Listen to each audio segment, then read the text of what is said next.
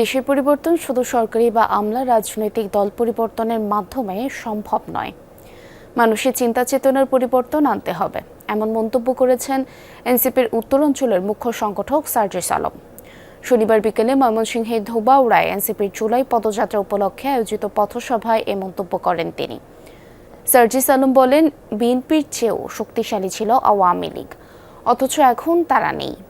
অভিযোগ করেন, বিএনপি খাল খননের নামে শ্রমিকের টাকা, খালের মাটি এবং বালু লুট করছে।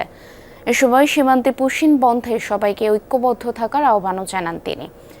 পথসভায় দলের কেন্দ্রীয় ও জেলা পর্যায়ের নেতাকর্মীরা উপস্থিত ছিলেন।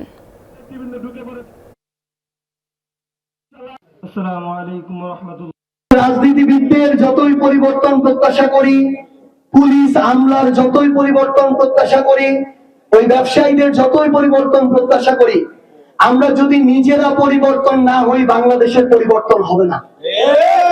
সবার আগে লাগবে আমাদের চিন্তার পরিবর্তন।